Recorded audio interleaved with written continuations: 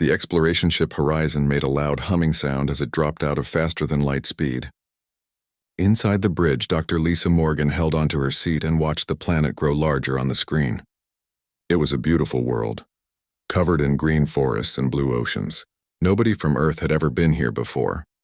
Lisa had been studying alien animals for 10 years. She loved her job. Every new planet brought new creatures to learn about. This planet looked perfect for life. The air was breathable. The temperature was good.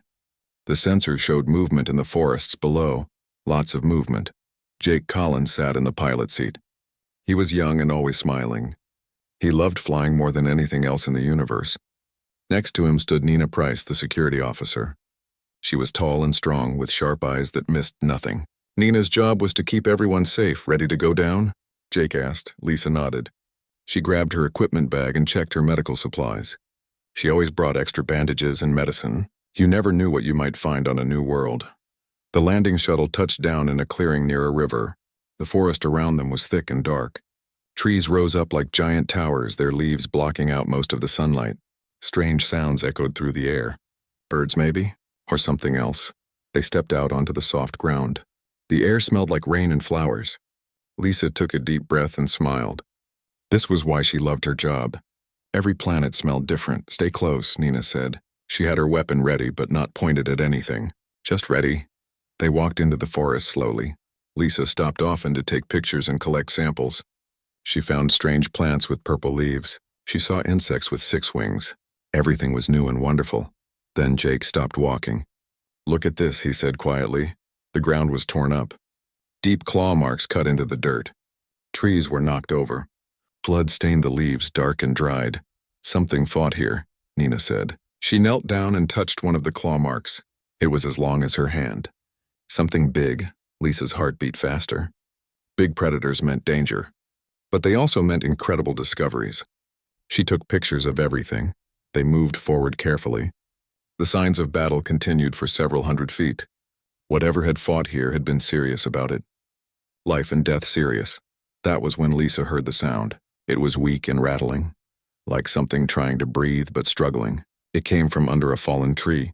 Wait here, Nina said, but Lisa was already moving. Lisa, no, Jake called. But she didn't stop. She knelt down next to the tree and looked underneath. 2 eyes stared back at her. They were violet-colored and bright with pain. The creature hissed at her, showing teeth like needles. It was small, about the size of a big dog. But Lisa could tell it would grow much larger. It had 6 legs, all ending in clawed feet. Its body was covered in dark scales that looked like armor. A long tail thrashed weakly behind it. Blood covered its side. A deep cut ran along its flank, still bleeding slowly. It's a baby, Lisa whispered. It's just a baby. The creature hissed again, louder this time. It was trying to be scary. But Lisa had worked with frightened animals across a dozen worlds. She knew fear when she saw it. Easy, she said softly. Easy now. I'm going to help you. She reached for her medical bag slowly. The creature snapped at her hand but missed. It was too weak to move quickly. Lisa didn't pull back. She just kept moving slowly and kept talking in that soft voice. That's a bad cut you have there. Must hurt a lot. Let me fix it, okay? I promise I'll be gentle. Nina and Jake stood behind her, watching nervously. Lisa, that thing could be dangerous, Nina said. It's hurt and scared, Lisa replied. She opened her medical bag and pulled out antiseptic gel. Wouldn't you be scared if you were hurt and alone? She squeezed some gel onto her fingers. The creature watched her with those bright violet eyes. When she touched the wound, it growled deep in its throat. But it didn't snap at her again. Lisa worked carefully. She cleaned the wound, wiping away the dried blood. The cut was deep but clean. Nothing was infected yet. That was good. The creature's breathing started to steady. Its growling got quieter. Lisa noticed its eyes never left her face. It was watching her, studying her. Good, Lisa said. You're doing so good. She pulled out a roll of synthetic bandages. They were strong and flexible, designed to work on any kind of skin. She began wrapping the wound, making sure the bandage was tight but not too tight. The moment the bandage touched its skin, the creature went completely still. The growling stopped. Its whole body relaxed just a little bit. Lisa finished wrapping and secured the bandage with medical tape. She sat back on her heels and looked at the young creature. There, she said. All better. The creature blinked at her slowly. Then it struggled to stand up. Its legs shook, but it managed. It took a few limping steps, testing the injury. Lisa moved back, giving it space. She watched as the small predator turned and looked at her one more time. Those violet eyes seemed to be memorizing her face. Then it limped away into the undergrowth and disappeared. Jake let out a long breath. "That was the craziest thing I've ever seen you do." Nina shook her head. "We don't know anything about these creatures. That could have killed you." Lisa stood up and brushed dirt off her knees. It was just a baby. A hurt baby. What was I supposed to do? Leave it to die? They walked back to the shuttle in silence. Lisa kept thinking about those violet eyes, about the way the creature had gone still when she wrapped its wound, about how it had looked back at her before leaving. Something important had just happened. She didn't know what yet, but she could feel it. That night, as she lay in her bunk on the ship, Lisa wondered if she would ever see the creature again. She hoped it would survive. She hoped its wound would heal properly. She had no idea that this was just the beginning. That one small act of kindness would change everything for humans on this world. Outside, in the dark forest, the young predator lay in its den. The bandage was still wrapped around its side, clean and white. And in its mind, it remembered the strange creature with the gentle hands and soft voice. It would remember. 3 days passed since Lisa had helped the injured creature. The team had set up a temporary camp near a stream. The water was clean and fresh. The area seemed safe enough. But they were always careful. The forest around them was never quiet. Strange sounds filled the air day and night. Sometimes they heard roars in the distance. Deep, powerful roars that made the ground shake. Jake said those were probably the adult versions of the creature Lisa had helped. "They're everywhere," Nina said one morning. She pointed at her sensor screen. "The motion detectors pick them up all the time. They're watching us." "Have any of them come close?" Lisa asked. "No, they stay back. Like they're curious but cautious." Lisa found that interesting. Smart predators learn to be careful around new things. These creatures were definitely smart. She spent her days collecting plant samples and taking measurements. The forest was full of amazing discoveries. She found flowers that glowed at night. She found trees with bark that felt like soft leather. Every hour brought something new. On the third afternoon, Lisa was kneeling by the stream, washing some sample containers. The sun was warm on her back. Birds sang in the trees. It was peaceful. Then she felt eyes on her. Lisa turned her head slowly. At the edge of the clearing, standing perfectly still, was the creature. The young one she had helped. She recognized the bandage on its side, still wrapped around its body. The white material was dirty now, stained with mud and plants. But it was still there, still holding the wound closed. "Hey there," Lisa said quietly. The creature tilted its head. Its violet eyes were bright and clear. It looked much healthier than before. The bandage had done its job. Nina's voice came from behind. "Lisa, don't move." "It's okay," Lisa said. She didn't turn around. She kept her eyes on the creature. "It's the one I helped." The creature sat down. Its tail curled around its body. Lisa had studied enough animals to recognize that posture. It was being non-threatening. It was showing it didn't want to fight. Slowly, carefully, Lisa reached into her pocket. She pulled out a protein bar from her lunch rations. She broke off a small piece and tossed it gently toward the creature. The piece landed about 10 feet away. The creature sniffed the air. Then it stood up and walked forward slowly. It sniffed the food, poked it with one claw, then ate it in one quick bite. Lisa broke off another piece and tossed it. This time it landed closer. The creature ate it immediately. They continued like this for several minutes. Each piece brought the creature a little closer. Lisa talked to it the whole time, keeping her voice soft and calm. "You're looking much better. That wound must be healing nicely. Are you hungry?" "I bet you are." Growing creatures are always hungry. Jake had his camera out, recording everything. He stood very still, barely breathing. Nina had her hand on her weapon, but she didn't draw it. They both understood they were watching something special. Finally, the creature was close enough for Lisa to reach out and touch. But she didn't, not yet. She let it make the choice. The young predator sat down again. It stared at Lisa with those intelligent eyes. Then very slowly it scooted a little closer. Lisa smiled. "Can I look at your wound? I want to make sure it's healing right." Of course, the creature couldn't understand her words, but maybe it understood her tone. Maybe it remembered her gentleness from before. Lisa moved her hand very slowly toward the bandage. The creature watched but didn't move away. When her fingers touched the edge of the bandage, it made a low rumbling sound. Not a growl. Something else. Something that vibrated through its chest and sounded almost like a purr. Lisa carefully peeled back the edge of the bandage to look at the wound. It was healing beautifully. The edges were clean and closed. No infection. The creature's own body was doing the rest. Perfect, Lisa said. You're healing perfectly. She pulled out fresh bandages from her bag. The old one was dirty and probably uncomfortable. She unwrapped it carefully, cleaned the wound again with antiseptic, and wrapped a new bandage around the creature's body. The whole time, the young predator sat perfectly still. It kept making that rumbling purr sound. Its eyes stayed fixed on Lisa's face. When she finished, Lisa sat back. All done, the creature stood up. It tested its movement, walking in a small circle. The new bandage was clean and comfortable. Then it did something that made Lisa's breath catch. It walked right up to her, close enough that she could feel the heat from its body, close enough to see the individual scales on its skin. And then it leaned forward and pressed its forehead against her shoulder, just for a moment. Just a brief touch.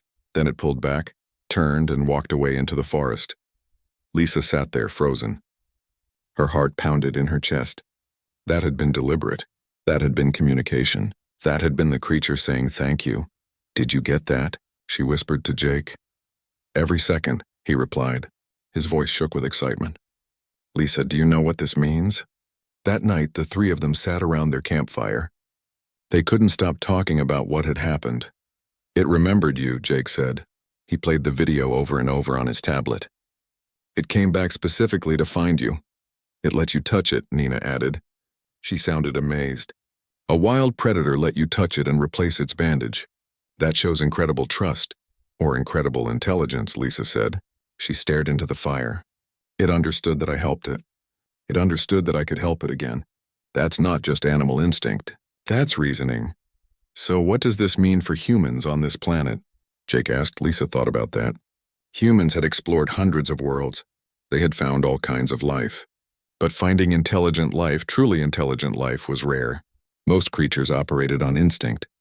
They hunted, ate, slept, and reproduced. They didn't form relationships with other species, but this creature had formed a relationship with her. In just 2 meetings, it had learned to trust her. I think, Lisa said slowly, it means we need to be very careful.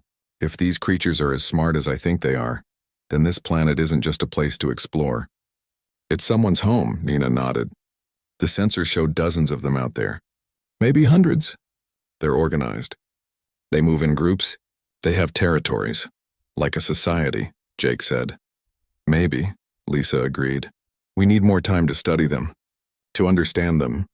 She looked up at the stars. Somewhere up there, the horizon orbited the planet. Inside it, reports were being written. Decisions were being made. Soon other people would want to come here. Companies would want to mine resources. Colonists would want to build homes. But this planet wasn't empty. It had intelligent life. And that changed everything. Lisa promised herself she would learn everything she could about these creatures. She would understand them. She would speak for them if necessary, because she had looked into those violet eyes and seen understanding looking back. In the forest, the young creature returned to its den. It curled up in a warm spot and closed its eyes. The new bandage was comfortable. The pain in its side was almost gone. And when it dreamed of the strange, soft creature with gentle hands and a kind voice. The creature that had helped when help was needed. It would come back tomorrow. And the day after that, it wanted to understand this new friend, just as she wanted to understand it. The morning started quiet. Too quiet. Lisa woke up with a bad feeling in her stomach. The forest sounds were gone. No birds singing. No insects buzzing. Just silence. She climbed out of her tent and looked around. Jake was already up, checking his equipment. Nina stood at the edge of camp, staring into the forest with her weapon in her hands. Something's wrong, Nina said without turning around. Everything went silent about 10 minutes ago. Lisa walked over to stand beside her. The forest looked normal, trees and shadows and morning mist, but the silence was unnatural. In a healthy forest, there was always sound. Animals go quiet when there's danger nearby, Lisa said. I know, Nina replied. Big danger. They didn't have to wait long to find out what kind. The creature that emerged from the forest was massive. It stood at least 12 feet tall on its 6 legs. Its body was covered in thick armored scales, dark as midnight. Scars crisscrossed its hide, showing a lifetime of battles. Its eyes were the same violet color as the young ones, but harder, colder. These were the eyes of a hunter that had survived everything the world could throw at it. 3 more adults followed behind it. They were smaller than the leader, but still enormous compared to the young one Lisa had helped. They spread out, surrounding the camp on 3 sides. The 4th side was blocked by the stream. We're trapped, Jake whispered. He had moved to stand near Lisa and Nina. The massive leader stepped forward. When its feet hit the ground, Lisa felt the vibration through her boots. It opened its mouth and roared. The sound was so loud and deep that Lisa's chest hurt. It was a challenge, a threat. A promise of violence. Nina raised her weapon. On stun setting. If it charges, I fire. Wait, Lisa said. Her voice shook, but she forced herself to stay calm. Just wait. Lisa, that thing could kill us all in seconds, Nina hissed. I know. But if we shoot first, we're definitely dead. There are 4 of them and 3 of us. Lisa's mind raced. Why were they here? Adult predators didn't usually come near potential threats unless something was wrong. Unless they had a reason. The leader took another step forward. It lowered its massive head, bringing its face level with Lisa's. She could smell its breath, hot and carrying the scent of meat. She could see the intelligence in its eyes. It was studying her, judging her, deciding whether she was dangerous or not. Lisa forced herself not to move, not to show fear. Animals could smell fear, and she suspected these creatures were smart enough to recognize it too. Then something small burst out from behind a tree. The young one, the cub she had helped. It ran between Lisa and the massive adult, chirping and making high-pitched sounds. It looked back at Lisa, then up at the adult, then back at Lisa again. The adult tilted its massive head. It looked down at the cub, listening to the sounds it made. Then it looked at Lisa again, and something shifted in its expression. Lisa suddenly understood. The adult was the cub's parent, or maybe pack leader. It had come to investigate what had been helping the young one. It had come to decide if humans were friends or enemies. An idea came to her. Crazy, dangerous, but maybe it would work. She slowly knelt down and opened her medical kit. Her hands shook as she laid it open on the ground, showing all the supplies inside. Bandages, antiseptic, medicine, tools. She pointed at the kit, then at the young one, then back at the kit. She was trying to show what she had done, trying to communicate without words. The massive adult watched every movement. Its tail swayed slowly behind it, a sign of tension. Then one of the other adults stepped forward. It was limping badly. Lisa could see why. A deep wound ran down its back leg, red and swollen, infected. The creature was in serious pain. Lisa looked up at the pack leader. She pointed at the injured adult, then at her medical kit. She was asking permission, asking if she could help. For a long moment, nothing happened. The tension was so thick Lisa could barely breathe. Jake and Nina stood frozen behind her. The forest was still completely silent. Then the leader made a low, rumbling sound.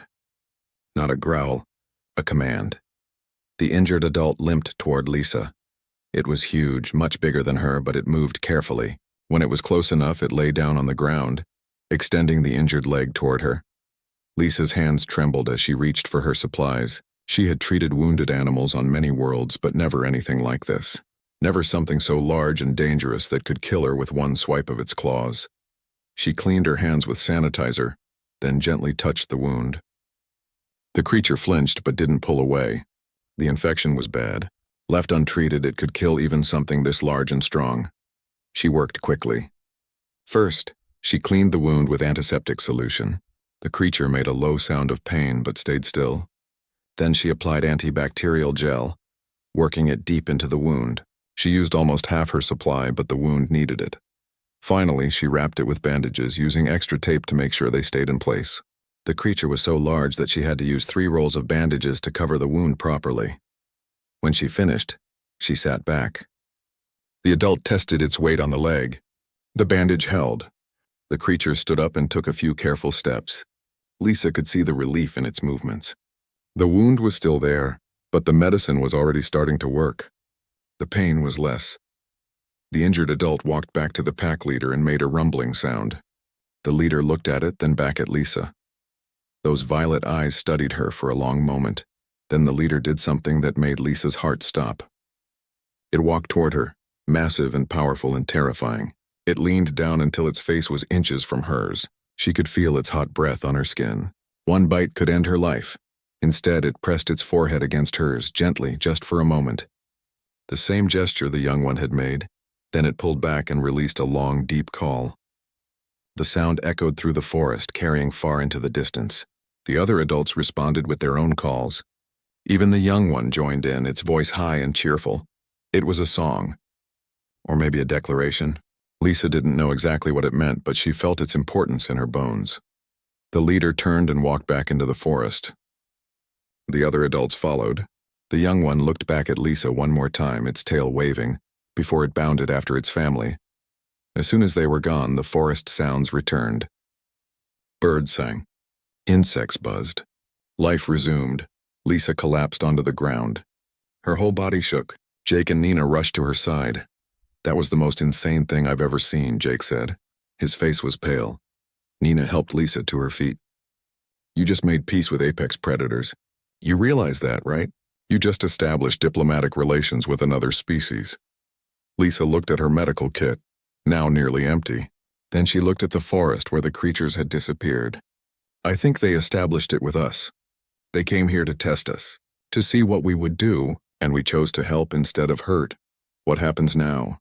Jake asked. Lisa took a deep breath. "Now we document everything.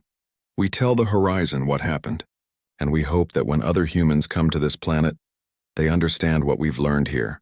"Which is what?"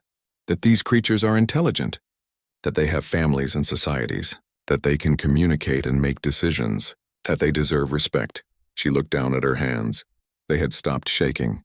She had just done something incredible, something that would change how humans saw this world. But she also knew it was just the beginning. The real challenge would come when more people arrived, when people who didn't understand these creatures wanted to treat them as animals or threats. Lisa made a silent promise right then. She would protect these creatures. She would speak for them. She would make sure humanity understood what she had learned, that sometimes the line between beast and person was thinner than anyone thought, and that kindness could bridge any gap. 2 weeks had passed since the encounter with the pack leader. Life at the camp had changed in ways Lisa never expected. The young one, which Jake had started calling Shadow because of how it moved through the forest, visited almost every day. Sometimes it brought other young ones with it. They were curious about the humans, but always careful and respectful. Adult creatures came too, though less often. Some had injuries that needed treating. Lisa's medical supplies were running low, but she never turned anyone away. Word had spread through the pack and maybe through other packs too. The humans with gentle hands could heal wounds. The humans were friends. Lisa had learned so much. She learned that the creatures, which she called Vraken after an old Earth myth, were highly social. They lived in family groups. They raised their young together. They had complex communication through sounds and body language. They were as intelligent as dolphins, maybe more so. The horizon sent down more supplies every few days. The captain was interested in Lisa's reports. Scientists on the ship wanted to study the Vraken more. Everything seemed to be going well. Then the colonial ship arrived. Lisa was washing bandages in the stream when she heard the roar of engines overhead. She looked up to see a ship much bigger than the horizon descending through the clouds. Her heart sank. She knew what this meant. The colonial ship landed 5 miles away in a large clearing. Within hours, dozens of people were on the ground, setting up equipment and structures. Lisa, Jake, and Nina were called to meet with the colonial commander. Commander Greg Hayes was a tall man with gray hair and hard eyes. He had served in the colonial fleet for 30 years. He had established human presence on 20 different worlds. He knew his job and he did it well. "Dr. Morgan," he said, shaking her hand firmly, "I've read your report. Fascinating work with the native predators." "Thank you, Commander. They're called Vraken. And they're more than just predators. They're intelligent beings." Greg smiled, but it didn't reach his eyes. "I'm sure they're impressive animals, but my job is to establish a safe, permanent human colony here. That means securing the area and managing any threats to human life." "They're not threats," Lisa said quickly. We've been living among them peacefully for weeks now. They've shown nothing but curiosity and cooperation. You've been living among a few individuals who learned not to fear you. That doesn't represent the entire species. Greg pulled up a display on his tablet. Sensors show at least 300 of these creatures within 10 miles of this location. They're apex predators. They hunt in packs. They have the physical capability to tear through our defenses if they choose to. But they haven't chosen to, Nina pointed out. They've had plenty of opportunities. Yet, Greg said. They haven't attacked yet. My job is to make sure they never do. We're establishing a secure perimeter with automated defenses.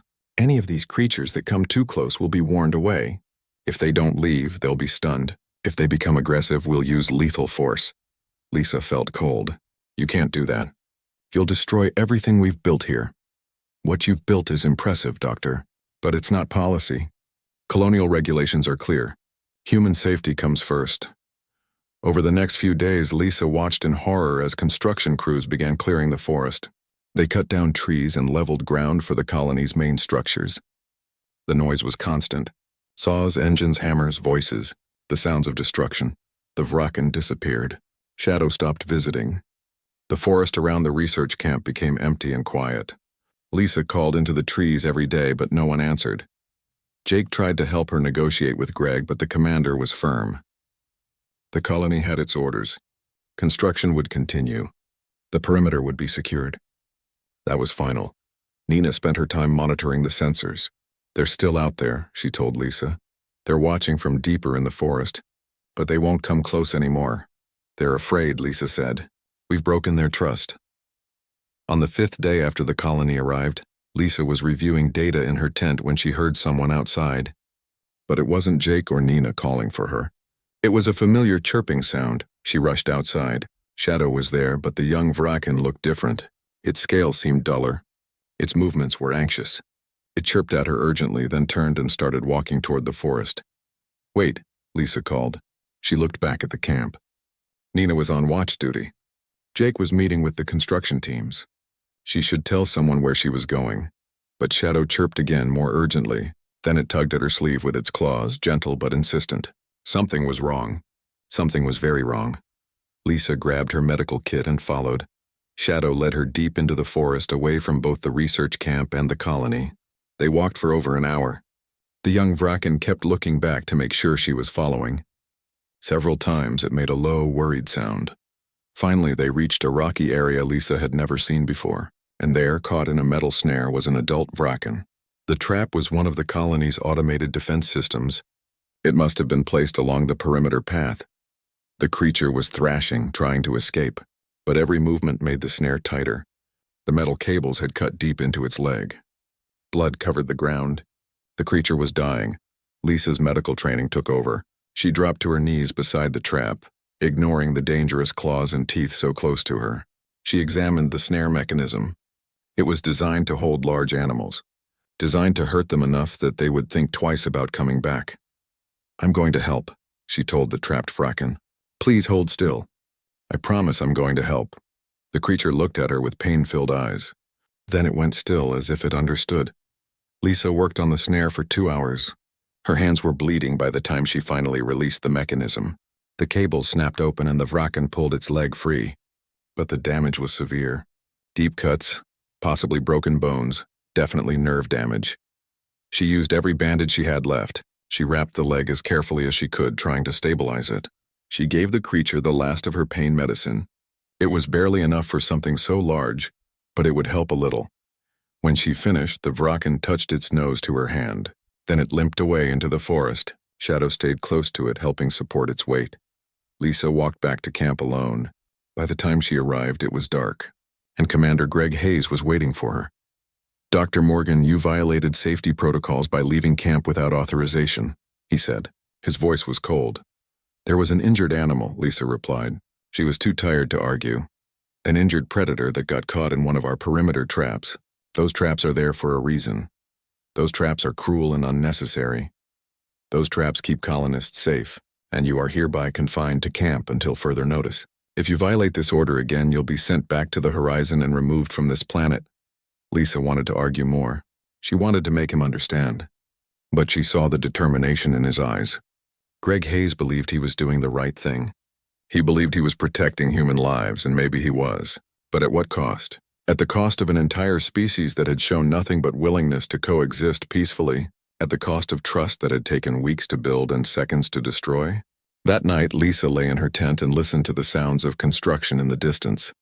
She thought about Shadow leading her through the forest, about the trapped Vraken choosing to trust her, about all the bridges being burned between humans and the Vraken. She had to find a way to stop this, had to find a way to make people understand. But she was just one person. What could she possibly do against colonial policy and military authority? She didn't know yet. But she knew she had to try. Lisa spent 3 days confined to the research camp. She watched through binoculars as the colony grew larger. More structures went up. More forest was cleared. The perimeter defenses were activated. Automated turrets now surrounded the entire colony, ready to stun or kill anything that came too close. The sensors showed the Vraken gathering deeper in the forest. Their numbers were growing. Different packs were coming together, which according to Lisa's observations only happened during serious threats. They were organizing, preparing. Commander Greg Hayes increased security. He believed an attack was coming. He prepared his people for war. Lisa knew he was wrong. The Vraken didn't want war. They wanted their home back. They wanted the noise and destruction to stop. But if pushed far enough, they would defend themselves. And once that happened, there would be no going back. On the fourth night, Lisa woke to something moving in her tent. She sat up quickly, heart pounding. But it wasn't a threat. It was Shadow. The young Vraken had somehow gotten past the camp's sensors and defenses. It was bigger now, nearly half the size of an adult, but its eyes still held that same intelligence and trust. Shadow carried something in its mouth, a small object wrapped in leaves. It dropped the object in Lisa's lap, then stared at her intently. Lisa unwrapped the leaves carefully. Inside was a stone carefully carved with images. She could make out 2 figures. One was clearly a Vraken. The other was smaller, standing on 2 legs. Human. The 2 figures were touching, forehead to forehead. It was a gift. A message. A plea for help. Lisa looked at Shadow. "You want me to come with you, don't you? You want me to try again?" Shadow chirped softly and nudged her hand. Lisa knew what she had to do. It was against orders. It could get her sent away from the planet. But she couldn't let fear stop her from doing what was right. She got dressed quickly and grabbed what little medical supplies she had left. Then she followed Shadow out of the tent. The young Vraken led her to a gap in the fence that Lisa hadn't known existed. They slipped through quietly. Behind them, a voice called softly. "Wait," Lisa turned. Jake stood there carrying equipment. Nina was with him, her expression determined. "You didn't think we'd let you go alone, did you?" Jake asked. "If they catch us, we'll all be in trouble," Lisa warned. "Then we better not get caught," Nina replied. "Besides, I have the security codes. I can cover our tracks for a few hours." The 3 of them followed Shadow into the forest. They walked for miles, deeper than Lisa had ever gone before. The trees here were ancient and massive. The darkness was complete except for their flashlights. Finally, they reached a huge clearing, and Lisa's breath caught. Hundreds of Vraken filled the space. Adults and young ones all gathered together. At the center stood the pack leader Lisa had met weeks ago. Its violet eyes found her immediately. Shadow led them forward. The crowd of Vraken parted, creating a path. Lisa walked through, very aware that she was surrounded by creatures that could kill her in seconds. But she wasn't afraid. She had treated their wounds. She had shown kindness when others showed threats. She had earned her place here. The pack leader lowered its massive head when she reached it. Lisa did something that felt right in the moment. She placed her forehead against the leader's, the gesture of trust and respect she had learned from them. The leader rumbled, a sound that vibrated through the ground. Then it pulled back and looked at her. Really looked at her. Lisa felt like it was reading her soul, understanding everything she felt and wanted. Then the leader did something surprising. It turned and called into the forest. More Vraken emerged from the trees. These were different, smaller, with different scale patterns, from other packs, other territories. They had all come here for this moment. Lisa understood. This was a gathering, a council. The Vraken were making a decision about the humans, about whether to fight or flee or try something else. And somehow Lisa was part of that decision. She spoke, even knowing they couldn't understand her words, but maybe they would understand her tone, her intention. I know you're angry. I know you're scared. The humans who came, they don't understand you. They see predators and think of danger. They don't see families. They don't see intelligence. They don't see people. The Vraken watched her silently. But I see you. My friends see you. And if you give us time, we can make the others see you too. We can teach them what we've learned. We can find a way to share this world. We don't have to be enemies. Lisa pulled out the carved stone Shadow had given her. She held it up for all to see. You made this. You carved images and told a story with them. You understand symbols and meaning. You understand friendship. Please let us try to make peace. Let us show them what you've shown us. The pack leader turned and made a series of sounds to the gathered Vraken. They responded with their own sounds, a complex back and forth that Lisa wished she could understand. It went on for several minutes. Then the leader turned back to Lisa. It stepped closer, and for a moment Lisa thought she had failed. That the Vraken had decided humans were too dangerous to tolerate. Instead, the leader pressed its forehead to hers again. When it pulled back, it made a long, complex call. Every Vraken in the clearing responded. The sound was overwhelming, filling the air and echoing through the forest. Shadow moved to stand beside Lisa. The young Vraken leaned against her leg, offering support and affection. The leader turned and began walking out of the clearing. The other Vraken followed. Shadow stayed with Lisa, and the pack leader looked back, clearly waiting. They want us to follow, Jake said quietly. I think they're taking us somewhere. The massive group moved through the forest. Hundreds of Vraken, 3 humans, all traveling together. They walked for over an hour. Lisa's legs ached, but she didn't complain. Finally, they reached the edge of the forest. Beyond the trees, lit up against the darkness, was the human colony. The pack leader stopped at the forest edge. It positioned itself so that it was visible from the colony's perimeter. Then it sat down and waited. The other Vraken spread out along the tree line, creating a wall of bodies. Not threatening, not advancing, just present, just visible. Lisa understood. The Vraken were making a statement. They were showing their numbers, their organization, their unity. They were showing that they could attack if they wanted to, but they were choosing not to. They were choosing to wait, to give humans a chance to make the right choice. We need to go talk to Greg, Nina said. Right now. They ran toward the colony. Alarms were already sounding. Colonists were grabbing weapons. The automated turrets were powering up, targeting systems locking onto the Vraken at the forest edge. Lisa found Greg Hayes in the command center, coordinating the defense. Commander, stop, she shouted. Don't fire. Dr. Morgan, you're supposed to be confined to camp. And in case you haven't noticed, we have hundreds of hostile predators surrounding us. They're not hostile. They're communicating. By surrounding our colony? By showing restraint. Lisa grabbed his arm, forcing him to look at her. They could have attacked at any time. They could have ambushed our construction crews. They could have torn down our fences. But they didn't. They gathered peacefully. They're showing us their strength while also showing us their choice not to use it. Greg stared at her. That's a pretty generous interpretation. Watch this. Lisa pulled out her communicator and called to Shadow, who had stayed at the forest edge. The young Vraken's form appeared on the command center screens, clearly visible in the colony's floodlights. Shadow walked forward slowly, stopping well before the defensive perimeter.